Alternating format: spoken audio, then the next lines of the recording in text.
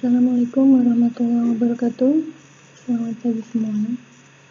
Semoga hari ini kita diberi kesehatan jasmani dan rohani agar kita tetap bisa melaksanakan aktivitas kita sehari-hari. Di kelas 10 di bab pertama, kita akan tentang sosiologi sebagai ilmu yang mengkaji perilaku sosial dalam masyarakat. Kalian bisa lihat gambar tersebut, adanya interaksi antar individu dengan individu lainnya atau individu dengan kelompok. Semua ini dibahas dalam sosiologi. Untuk konsep sosiologi sebagai ilmu, sosiologi sebagai metode, dan penerapan dalam penelitian sosial, serta hubungan antar konsep realita dan budaya.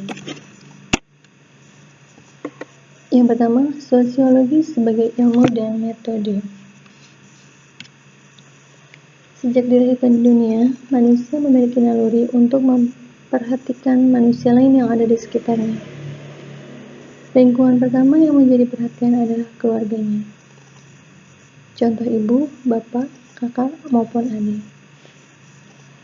Tidak dipungkiri, kita hidup di muka bumi ini tidak bisa sendiri. Kita pasti membutuhkan orang lain untuk menjadi teman di dalam kehidupan kita.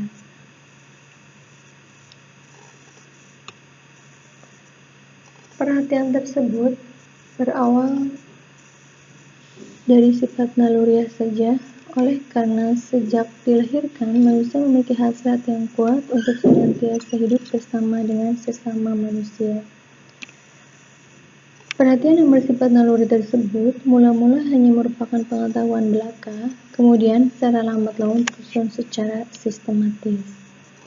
Berawal dari pemikiran yang mendalam seperti itulah, kemudian berkembang ilmu pengetahuan, dalam hal ini adalah ilmu sosiologi dan ilmu. Kita bisa lihat gambar tersebut. Ada sekelompok orang sedang melaksanakan ritual adat istiadatnya. Nah, contoh dari gambar inilah sebagai objek kajian sosiologi. Sosiologi dikatakan sebagai ilmu.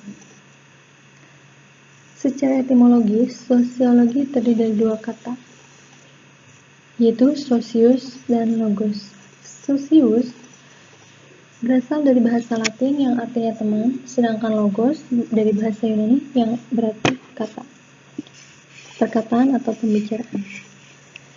Dengan demikian, kita bisa menyimpulkan sosiologi ialah ilmu pengetahuan tentang pergaulan hidup manusia atau ilmu pengetahuan tentang masyarakat. Tokoh yang pertama kali mengemukakan istilah sosiologi adalah Auguste Comte. Kita bisa lihat foto atau gambar dari seorang Auguste Comte. Beliau inilah disebut sebagai bapak sosiologi karena beliaulah yang peletak dasar ilmu sosiologi. Pemikiran Auguste Comte tentang masyarakat mendapat perhatian dari pemikiran-pemikiran ilmuwan lainnya dari generasi berikutnya. Itulah sebabnya sosiologi mengalami perkembangan secara pesat yang ditandai dengan bermunculnya ahli-ahli sosiologi. Beberapa pendapat tentang sosiologi. Pertama, menurut Max Weber, sosiologi merupakan ilmu yang berhubungan dengan pemahaman terhadap tindakan sosial dan sekaligus berhubungan dengan suatu penjelasan kasual mengenai arah, tujuan, dan konsekuensi dari tindakan sosial. Yang kedua, menurut Roch Warren, sosiologi merupakan ilmu yang mempelajari hubungan antar manusia dalam kelompok. Yang ketiga, menurut Emile Durkheim, sosiologi merupakan ilmu yang mempelajari fakta-fakta sosial.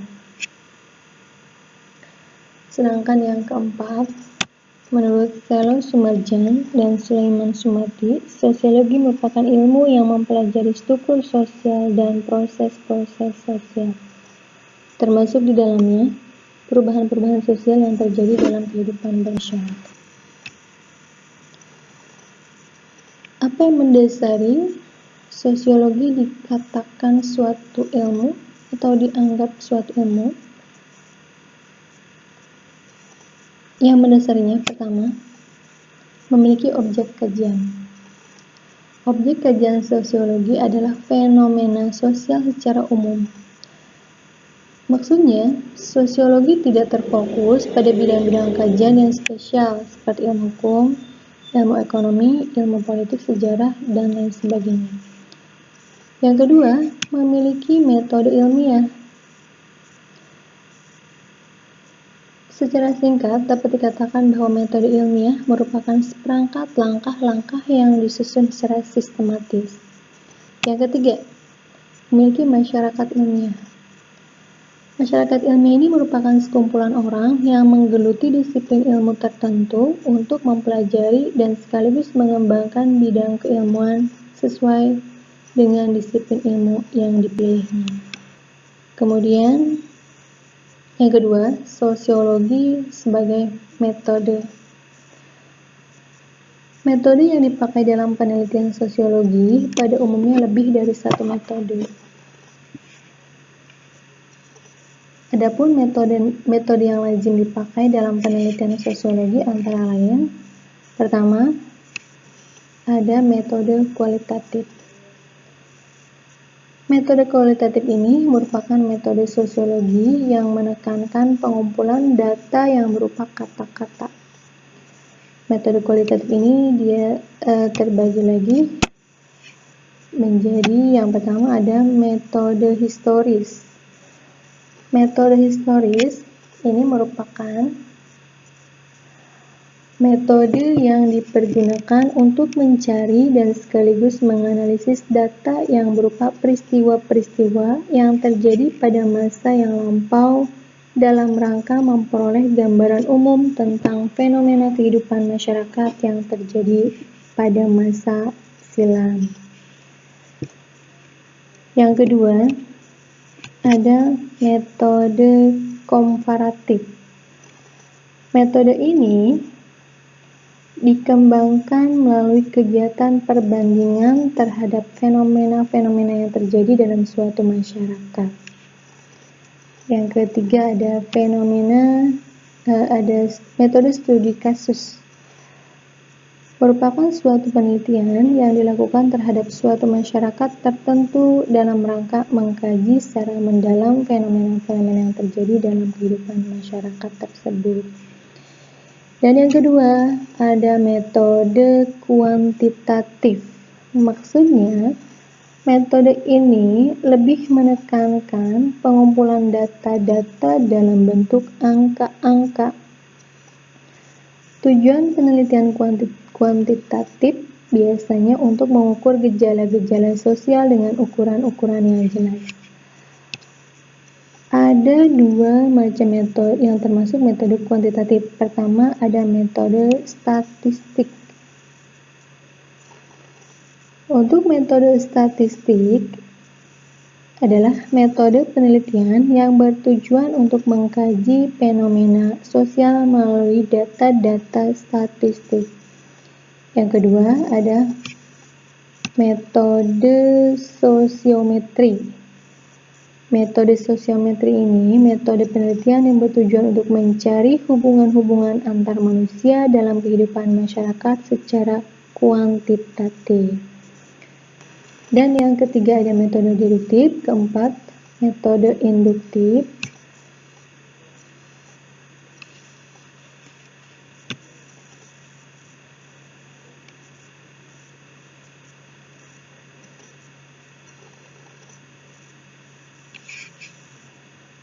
Dan yang kelima ada metode empiris.